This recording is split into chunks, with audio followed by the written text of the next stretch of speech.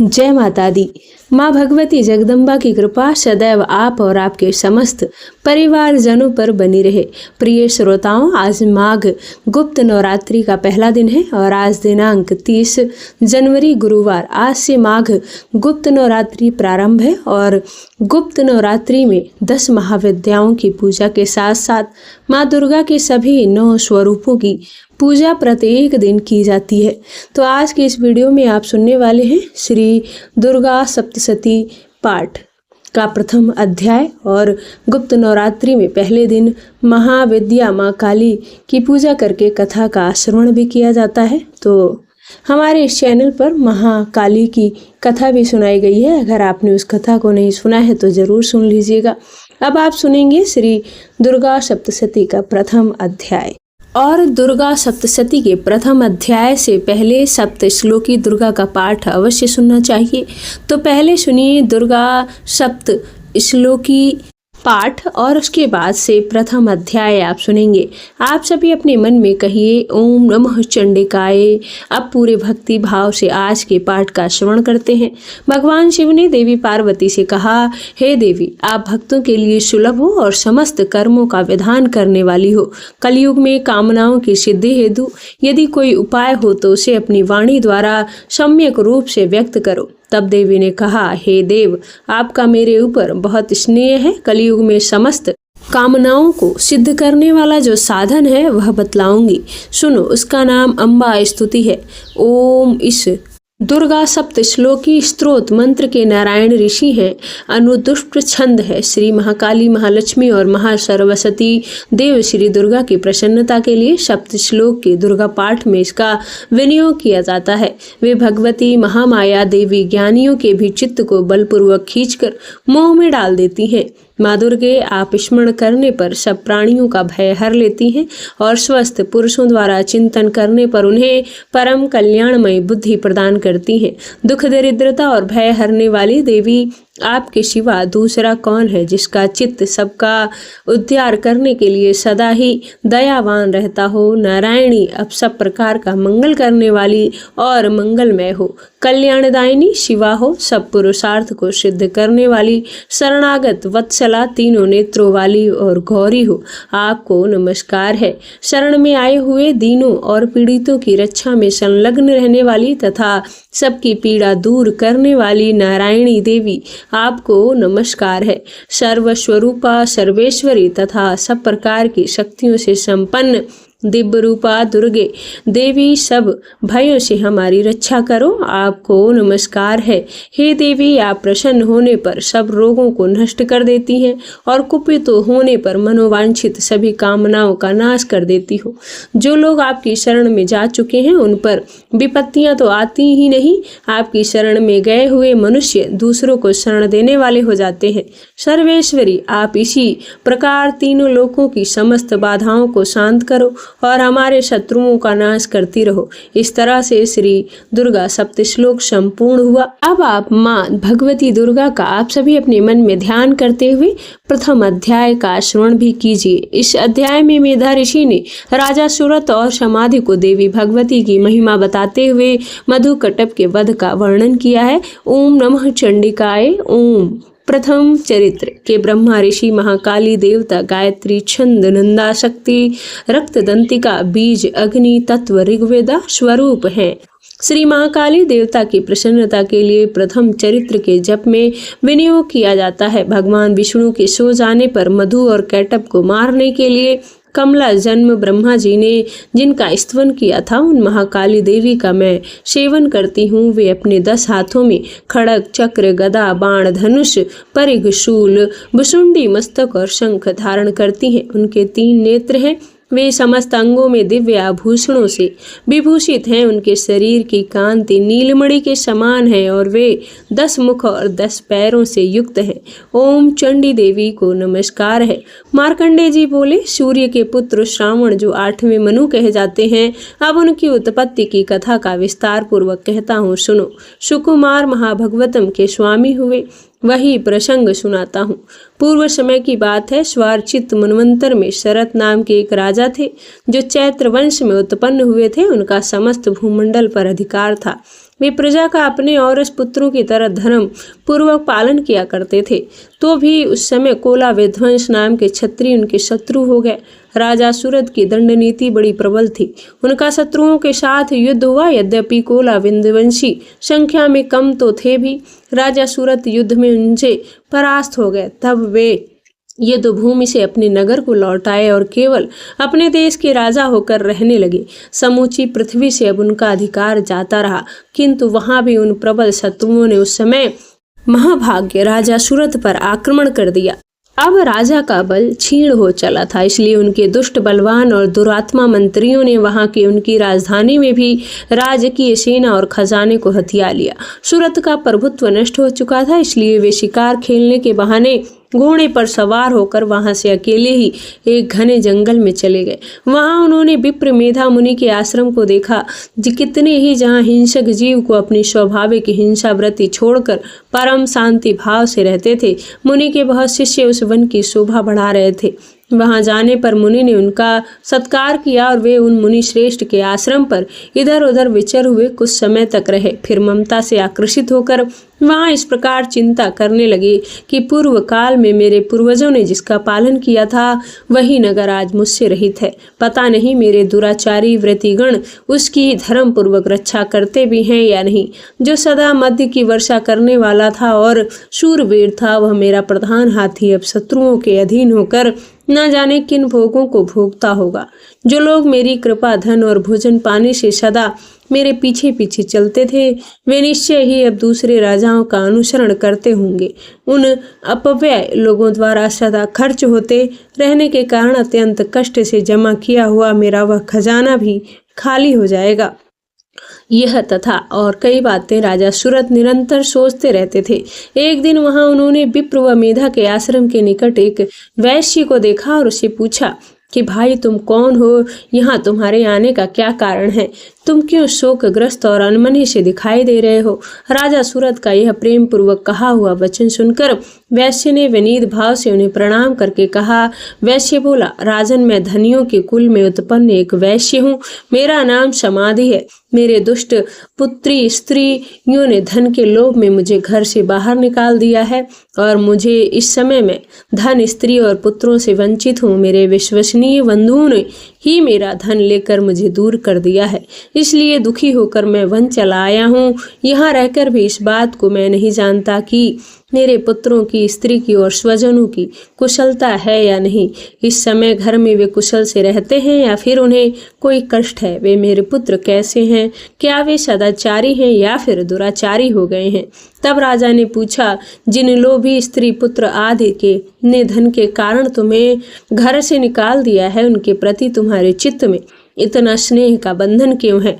तब वैश्य बोला, राजन, आप मेरे विषय में जैसी बातें कहते हैं वह सब ठीक है, किंतु क्या करूं, मेरा मन निष्ठुर नहीं धारण करता। जिन्होंने धन के लोभ में पड़कर पिता के प्रति स्नेह, पति के प्रति प्रेम और आत्मीय जन के प्रति अनुराग को तिलांजलि देकर मुझे घर से निकाल दिया है, उन्हीं के प्रति मेरा हृदय कितना स्नेह है।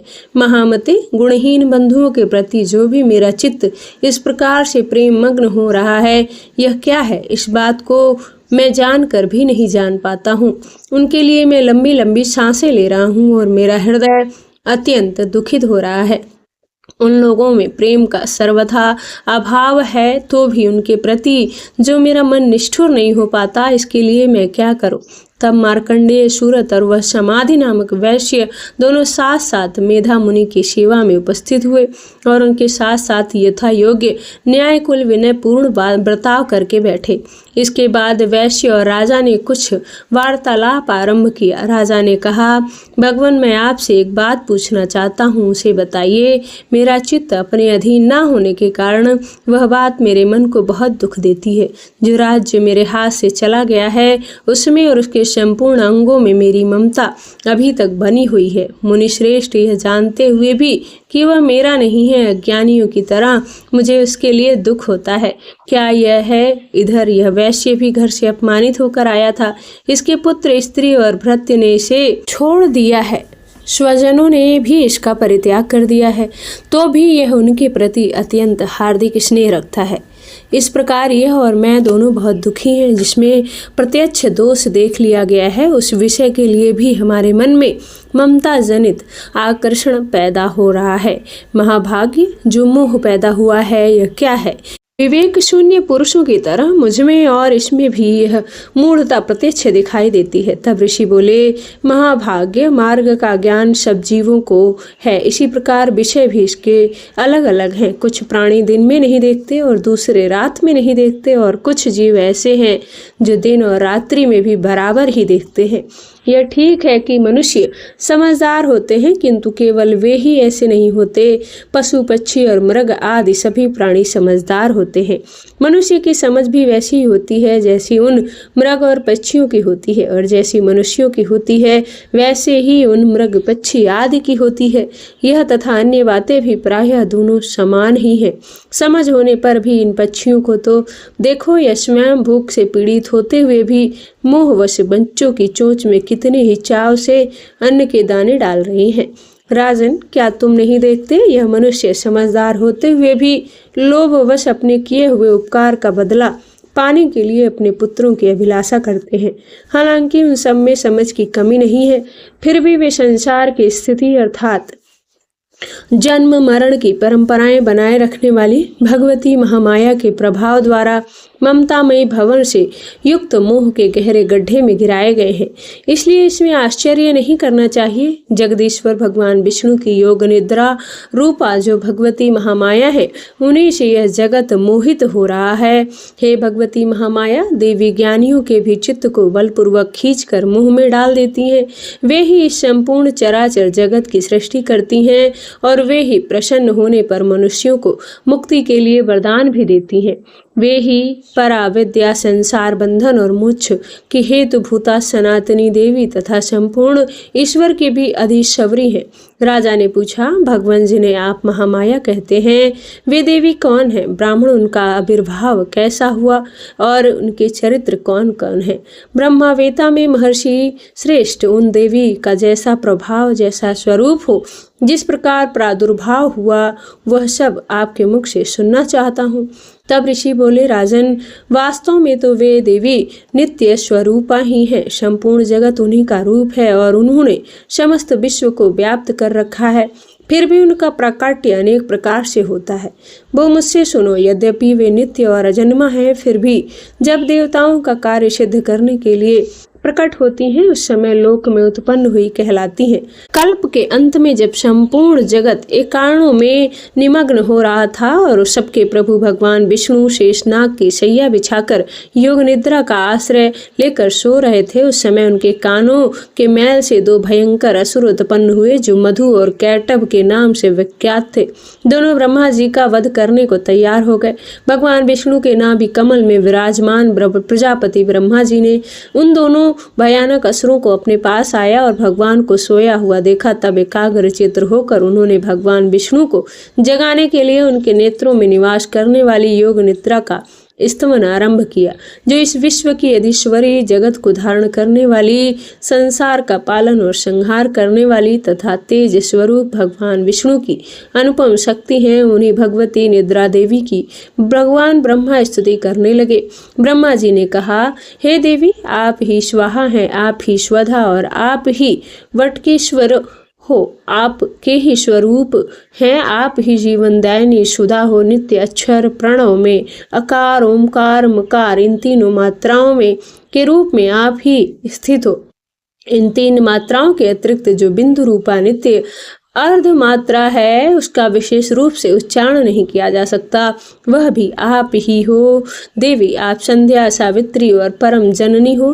हे देवी, आप इस विश्व ब्रह्मांड को धारण करती हो।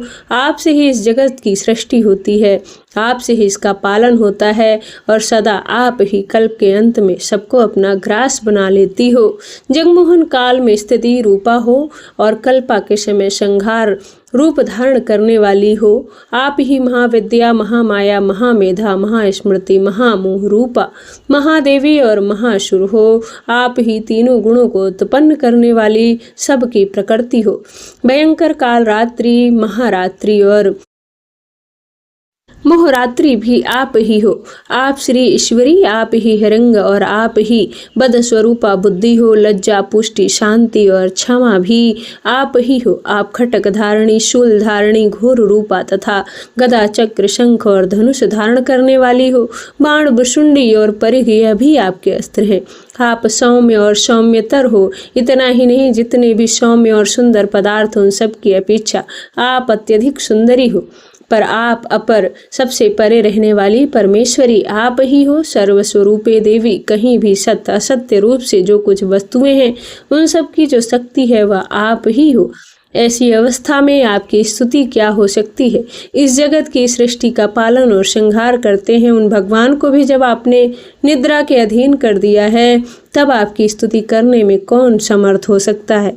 मुझको भगवान शंकर तथा भगवान विष्णु को भी आपने ही शरीर धारण कराया है, अतः आपकी स्तुति करने की शक्ति किसमें है।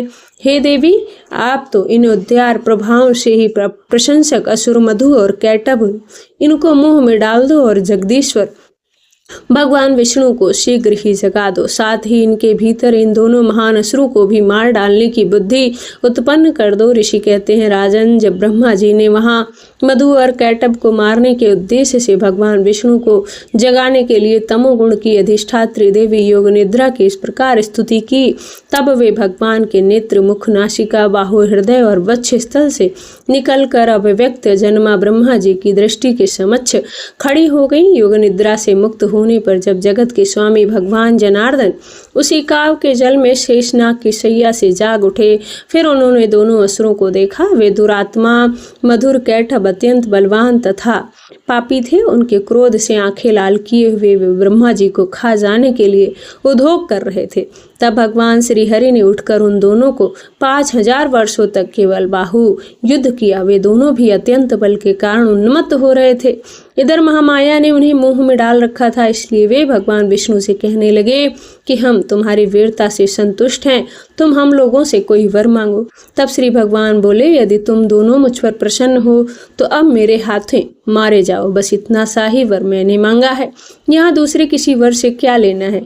ऋषि कहते हैं, इस प्रकार धोखे में आ जाने पर जब उन्होंने संपूर्ण जगत में ही जल देखा, तब कमल नयन भगवान ने कहा, जहाँ पृथ्वी जल में डूबी हुई ना हो, जहाँ सूखा स्थान हो, वहीं हमारा वध कर। कहते हैं, तब तथास्तु कहकर शंख, चक्र और गदा धारण करने वाले भगवान ने उन दोनों के मस्तक अपनी जांघ पर रखकर चक्र से काट डाले। इस प्रकार यह देवी महामाया ब्रह्मा जी की स्तुति करने पर स्वयं प्रकट हुई। अब पुनः उनसे प्रभाव का वर्णन करता हूँ, सुनो।